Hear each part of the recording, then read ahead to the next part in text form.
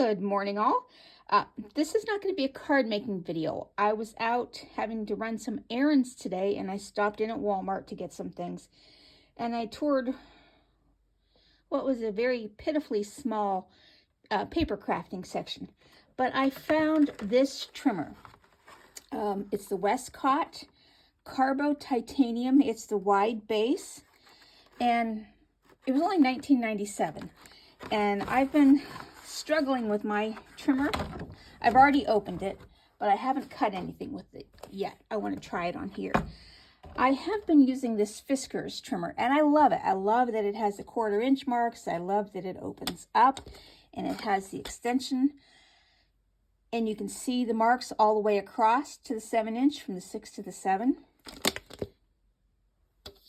But the blades, they constantly wear out on me.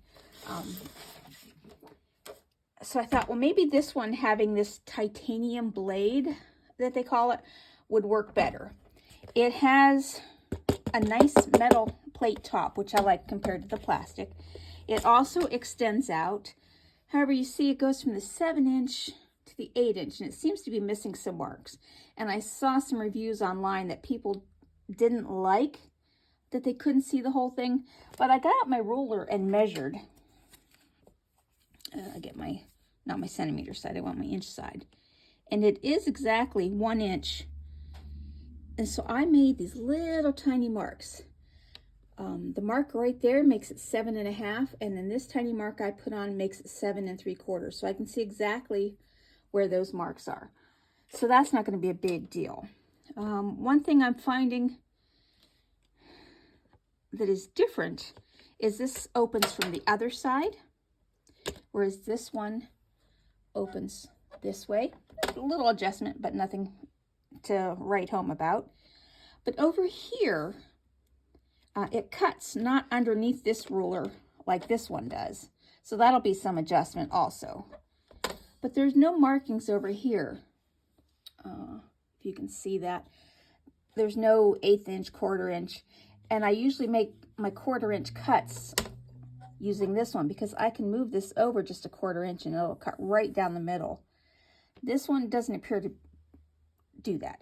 But I'm going to do some cutting to see how the blades compare. And if you're doing a 12 inch line, a 12 inch piece of paper, one thing I found online was that the scoring blade that comes with it, if you leave that attached, the cutter does not go down to the 12 inch mark. It stops about here, about 11, a little bit more than 11.5. So what you have to do is slide this up, and I'll show you. Okay, come on, slide up. There is a little crease right here. I don't know if you can see that. There's a little notch. You slide this to that and just lift it up and slide that off. And now you'll be able to cut your full 12 inch piece of paper. So I'm going to leave that off. I have a scoreboard. I don't use my cutters for scoring. And I would end up getting confused and cut when I'm supposed to score when I'm supposed to cut, etc.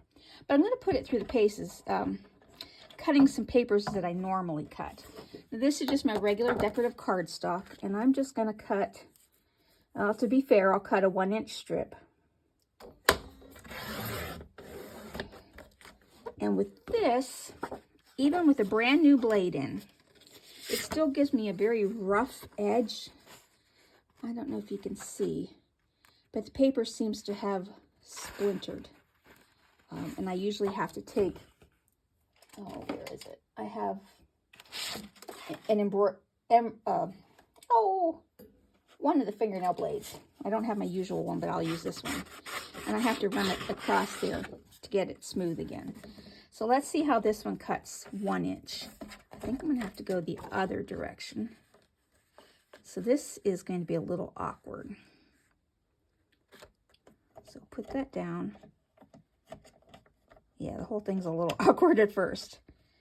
But let's see if it's going to work. All right. Cut well. But I still have, I don't know if you can see, that lip is up a little bit. And there is a little definitive ledge, just like on the other side. So it doesn't look bad on the front. So that's good. It just shows on the back. So now I'm going to try a very, very thin piece of cardstock to see how it cuts. First, I'm going to go with my old one, and we'll do a 1-inch strip.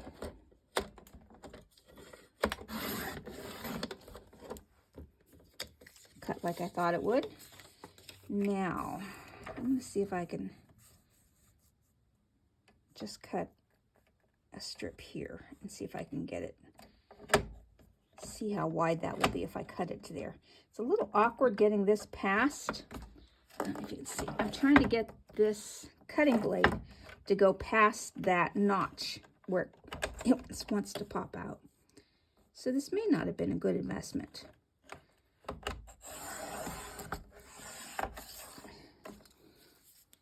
But it cut that strip very nicely. There's still a little bit of a lip on the underside. You can kind of fill it with your fingernail, but it does not show on the front. Even if I put it up against, you can see where it cut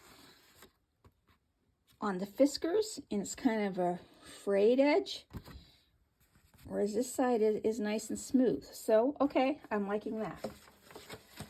Now we'll try my favorite glitter cardstock. Get that off of there. We'll try here, and I'm only going to do a small piece on here.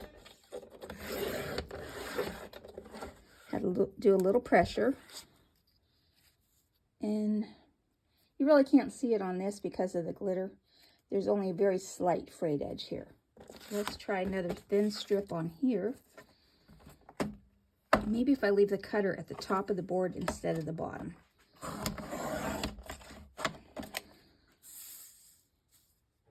Okay, no, that looks good. I didn't have to press as hard to cut through this glitter cardstock. So that's good. I'm only going to have to figure out how to cut narrower strips. Now, real heavy. This is what they call comic book backing cardstock. It's very, very thick. And I'm only going to cut a small piece on the end of this. With some pressure, this cuts, but again, still the frayed edges, even though that's a brand new blade. Now let's try it on here. And this going in reverse is a little awkward. But I'm going to have to measure how far it is. Maybe this is just, where's my ruler? This narrow strip on this side, oh, I want my 1/16 of an inch side. That is 1, 2, that's a 3/8. If you go right to the edge of the metal, that'll give you a 3/8 strip of paper.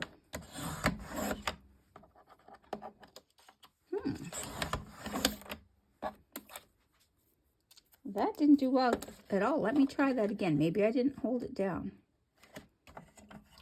Put this back in. Yeah, that was better. I wasn't holding it down.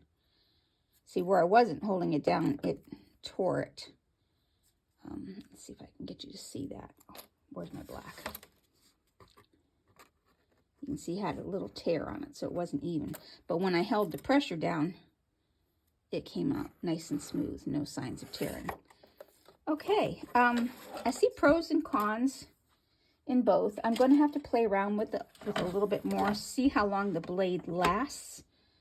Let's try that plain paper again after I cut that glitter cardstock, just to see how it cuts.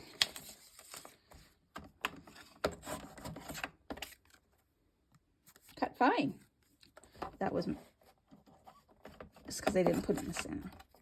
Yeah, it has a little bit of a notch. Let's see if I can get it. Oh, let's try a 3/8 inch. It's not going to go all the way, but I'll try it down here at the bottom. It is disconcerting with having the cutter here, but if you line up your paper all right, but it seems to do okay. I guess the cons are more than the pros on this. You can see this has got a lot of dust on it already from the paper fuzz. I like that it's metal. I like that I can get the full 12-inch cut, which I can also do on this.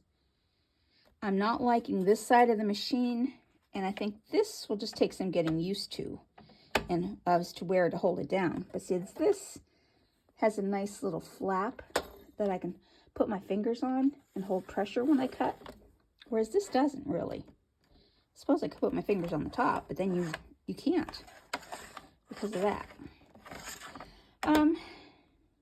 I guess the cons are more than the pros, but I'll leave that up to you. To me, I don't think it was worth the $19.97 that I paid for it.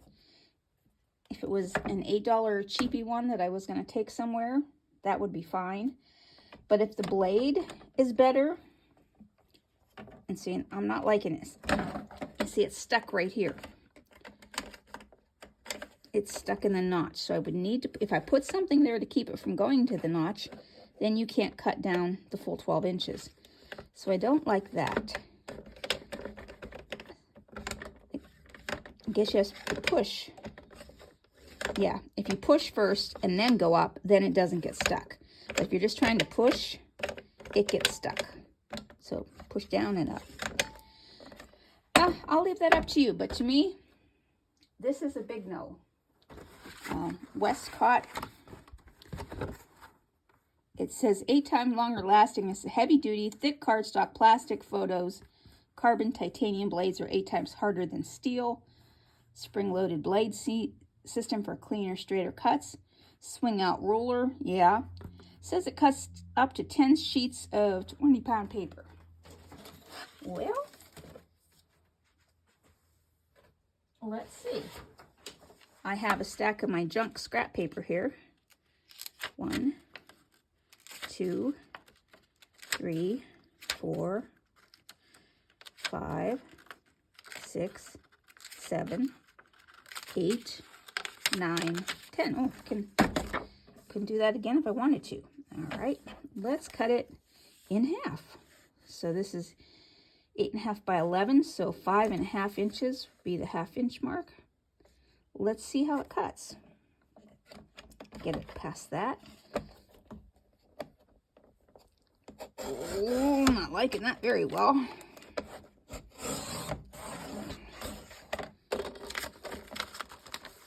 Not quite as advertised. I mean, impressive, but not as advertised. Let's see if I can, doubt I can cut that much with this one. 1, 2, 3, 4, 5, 6, 7, 8, 9, 10. Let's see if this one will even come close to cutting it.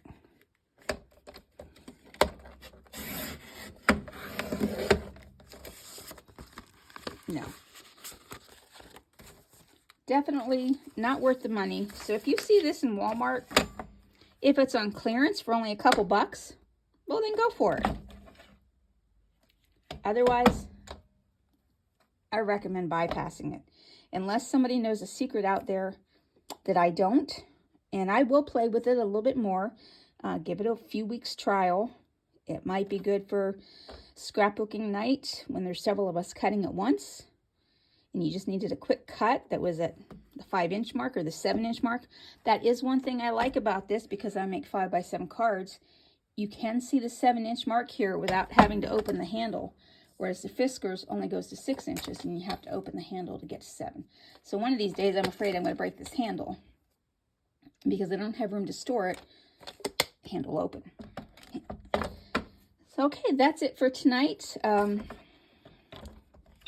I recommend bypassing this if somebody else out there has some good tips and tricks that maybe would make this better.